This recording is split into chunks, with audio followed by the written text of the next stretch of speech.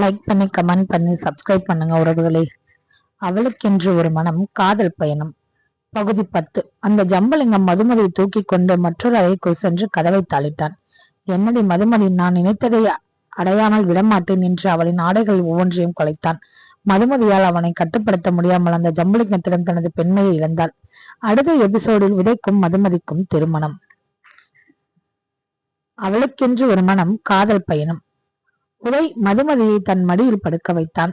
அவள் தன் இரு கைகளாலும் அவள் முகத்தை மூடிக்கொண்டாள். மதி, கையை எடு என்றான். அவள் கையை எடுக்கவே இல்லை. உதய் அவனுடைய கைகளால் அவளது கைகளை விளக்கினான்.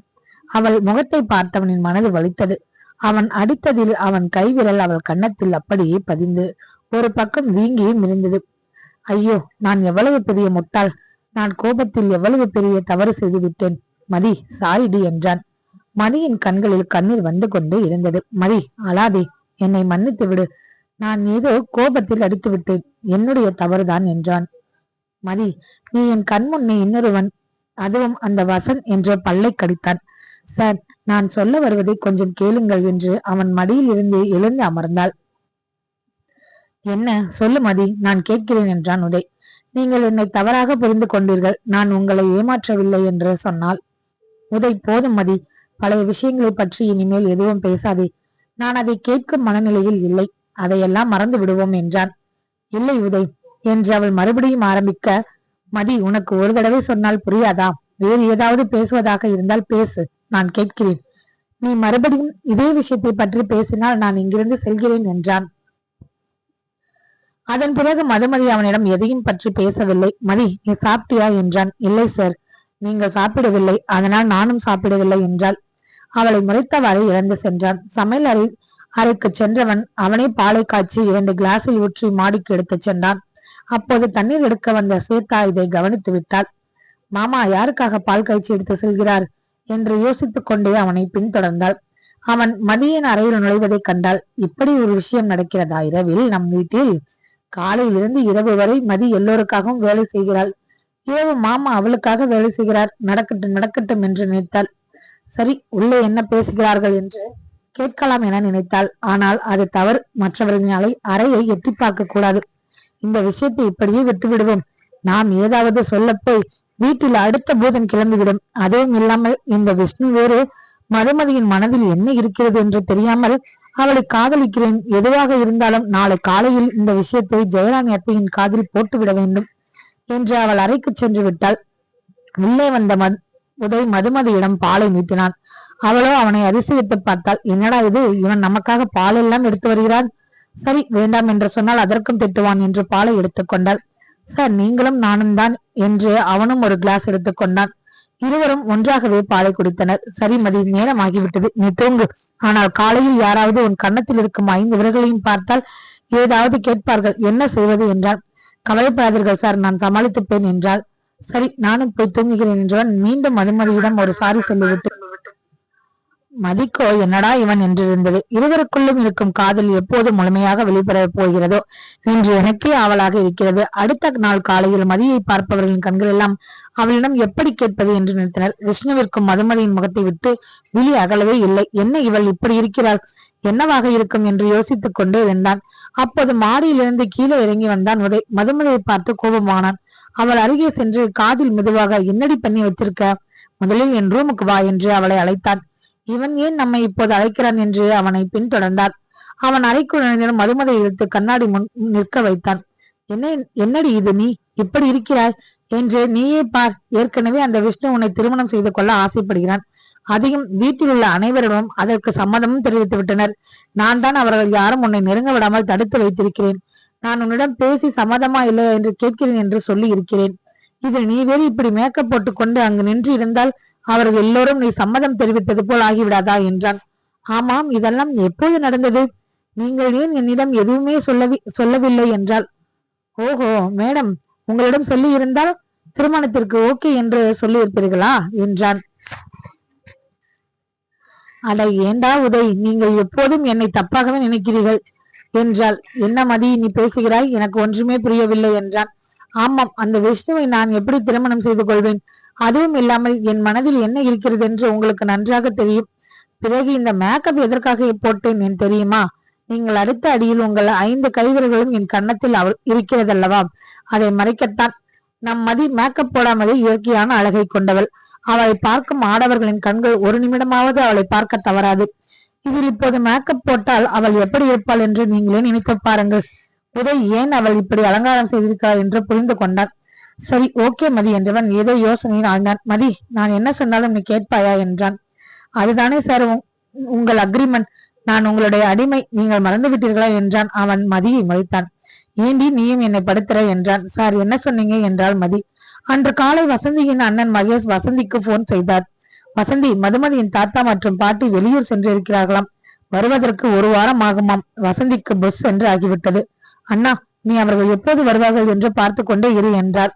சரி வசந்தி என்று மகேஷ் போனை வைத்து விட்டான்.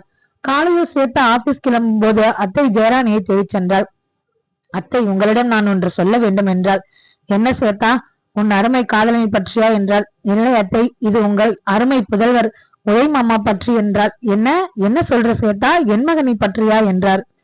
ஆமாம் அத்தை, மாமா மதுமதியின் மீது என்று ஆரம்பித்து முந்தைய இரவு அவள் பார்த்தது வரை சொல்லி முடித்தாள். ஜெயராணியோ, என்னது, என் மகன் கிச்சனுக்கு வந்தானா என்று அதிசயமாக கேட்டாள். மதுமதிக்கும் உதய் மாமாவிற்கும் இடையில் என்ன ஓடுகிறது என்று கண்டுபிடியுங்கள். அப்புறம் ஒரு முக்கியமான விஷயம், இது எதுவும் எங்க அம்மா ஜெயந்திக்கு தெரியாமல் பார்த்துக் கொள்ளுங்கள் என்றார்.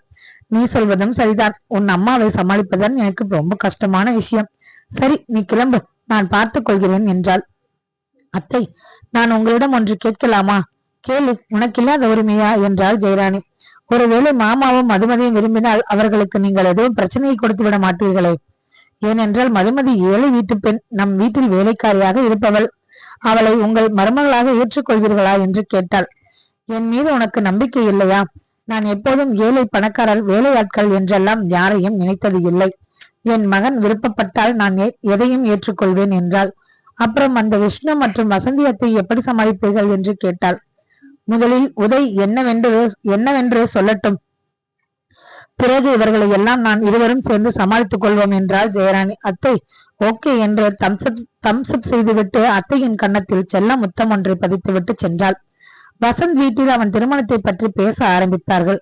பாக்கியமும் சத்யபிரியனும். அதற்குள் வசந்த் தனக்கு ஒரு பெண்ணை பிடித்திருப்பதாக அவர்களிடம் சொன்னான். யாருப்பா அந்த பெண் என்று கேட்டார் பாக்கியம். விரைவில் அவளை நம் வீட்டிற்கு அழைத்து வந்து உங்களுக்கு அறிமுகப்படுத்துகிறேன் என்றான்.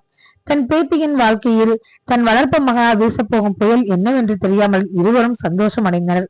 ஆனால் வசந்த் ஏற்படுத்த போகும் புயலால் மதுமதியின் வாழ்க்கையில் எண்ணற்ற மாற்றத்தையும் இழப்புகளையும் சந்திக்கப் போகிறாளோ. நம் மதுமதி அன்று மதியம் ஆபீஸ் வந்தாள். விஷ்ணு அவள் வருகைக்காக காத்திருந்தான். என்னாச்சு விஷ்ணு, ஏன் வழியே பார்த்து கொண்டிருக்கிறாய் என்றான் ரமேஷ். எல்லாம் என் தேவதைக்காகத்தான் என்றான் விஷ்ணு. தேவதையா? ஓ, என் தங்கையை சொல்கிறாயா? ஆமா மச்சா, மதி எவ்வளவு அழகா இருந்தாள் இன்றைக்கு, நீ கவனித்தாயா மச்சான்? மச்சான், ஆனா என்ன பயன், உன் அண்ணன் இன்னும் மதுமதியிடம் சம்மதம் வாங்கவில்லையே என்றான். இவர்கள் இருவரும் பேசுவதை கேட்டுக்கொண்டுதான் இருந்தான் உதய். மதியை இனிமேலும் நம் வீட்டில் தங்க வைக்க கூடாது, இன்றே ஒரு முடிவெடுத்தாக வேண்டும் என்று நினைத்தான். முதலில் மதி வருவதற்கு இந்த விஷ்ணுவுக்கு ஏதாவது வேலை கொடுத்து வெளியில் அனுப்ப வேண்டும் என நினைத்தான். பின் விஷ்ணுவை அழைத்து ஆடிட்டரை பார்த்து இந்த ஃபைல்கள் எல்லாம் செக் பண்ணி விட்டு வாங்கிட்டு வா என்றான். விஷ்ணு தன் அண்ணனிடம், அண்ணா, நான் ஒரு 1/2 மணி நேரம் கழித்து கிளம்பவா என்றான். உதய் மனதில் நினைத்தான். நீ எதற்காக 1/2 மணி நேரம் கேட்கிறாய் என்று எனக்கு நன்றாக தெரியும். மதியை நீ இன்று பார்க்கவே கூடாது என்று நினைத்தவன், ஏடா விஷ்ணு, நான் சொல்லி எந்த வேலையும் நீ இப்படி டைம் கேட்டது இல்லை, இப்ப என்ன புதுசா டைம் எல்லாம் கேட்கிறாய் என்றான். உண்மையை சொன்னால் அண்ணன் திட்டுவானோ என்று பயந்து விஷ்ணு அவனிடம் விட்டு கிளம்பி விட்டான். அதே நேரம் உதய்க்கு ஜெயராணி போன் செய்திருந்தாள். ஹலோ அம்மா என்றான். என்னடா அம்மா, நான் உன்மேல் கோபத்தில் இருக்கிறேன். ஏம்மா, என்னாச்சு என்றான். ஸ்வேதா கூறிய அனைத்தையும் அப்படியே மகனிடம் ஒப்பிவிட்டாள். ஏன்பா, ஏதாவது செய்யும் போது சுற்றும் முற்றும் பார்க்க வேண்டும் என்ற எண்ணமே வராதா உனக்கு? நீ எப்போதும் விழிப்புடன் இருப்பவன் தானே என்றாள். என்னம்மா சொல்றீங்க, ஸ்வேதா வேறு ஏதாவது சொன்னாளா என்றான். அப்புறம் இன்னொரு முக்கியமான விஷயம். என்னம்மா, சொல்லுங்கள் என்றான். இந்த வசந்தி எப்படி விஷ்ணு மதுமதி திருமணத்தை ஒப்புக்கொண்டாள் என்று தெரியவில்லை. ஏமா? இல்லை, ஒரு வேலைக்கார பெண்ணை மருமகளாக ஏற்றுக்கொள்ளும் ஆள் அவள் இல்லை. எனக்கு ஏதோ சந்தேகமாக உள்ளது என்றாள். எனக்கும் கூட அந்த கேள்வி வந்தது. ஆனால் விஷ்ணுவிற்காக என்று சொன்னதும் அமைதியாகிவிட்டேன் என்றான். இல்லப்பா, ஏதோ இருக்கிறது, அதையும் நீதான் கண்டுபிடிக்க வேண்டும். இவையெல்லாம் வீட்டில் வைத்து உன்னுடன் பேச முடியாது. அதனால்தான் போன் பண்ணேன். சரி, நான் வைக்கிறேன். யாரோ என்னை அழைக்கிறார்கள் என்று போனை வைத்தாள். இன்று கண்டிப்பாக ஒரு முடிவு எடுத்தே ஆக வேண்டும் என்ற தீர்மானத்துடன் வெளியே வந்தான் உதய். மதுமதியும் அப்போது உள்ளே நுழைந்தாள். அவளை அப்படியே அழைத்துக் கொண்டு அவனுடைய பிளாட்டுக்கு அழைத்துச் சென்றான். மதி, இனி நீ இங்கேயே தான் இருக்கணும் என்று சொல்லி அவளை அங்கேயே விட்டுவிட்டு கதவை பூட்டி சாவியை எடுத்துக்கொண்டு சென்று விட்டான். அன்று இரவு நடந்த பார்ட்டி ஒன்றில் நன்றாக குடித்திருந்தான் உதய். இப்படியே வீட்டுக்கு சென்றால் அம்மாவிடம் மாட்டிக்கொள்வோம் என்று நினைத்தவன் பின் காரை தனது பிளாட்டிற்கு செலுத்தினான். கதவை திறந்து உள்ளே வந்தவனை பார்த்த மதி பயந்தே விட்டாள். உதய், என்ன இப்படி குடித்து விட்டு வந்திருக்கிறீர்கள் என்றால் அவன் எதுவும் பேசாமல் போய் கட்டிலில் படுத்து உறங்கி விட்டான். மீண்டும் கதவு திறக்கும் ஓசை கேட்டது. யார் என்று திரும்பி பார்ப்பதற்குள் அந்த ஜம்புலிங்கம் மதுமதியை தூக்கி கொண்டு மற்றொரு அறைக்கு சென்று கதவை தாளிட்டான். என்னடி மதுமதி, நான் நினைத்ததை அடையாமல் விடமாட்டேன் என்று அவளின் ஆடைகள் ஒவ்வொன்றையும் கலைத்தான். மதுமதியால் அவனை கட்டுப்படுத்த முடியாமல் அந்த ஜம்புலிங்கத்திடம் தனது பெண்மையை இழந்தாள். அடுத்த எபிசோடில் உதைக்கும் மதிக்கும் திருமணம், மதுமதிக்கும் திருமணம் தொடரும். உறவுகளை சப்ஸ்கிரைப் பண்ணுங்க, கமெண்ட் பண்ணுங்க, லைக் பண்ணுங்க.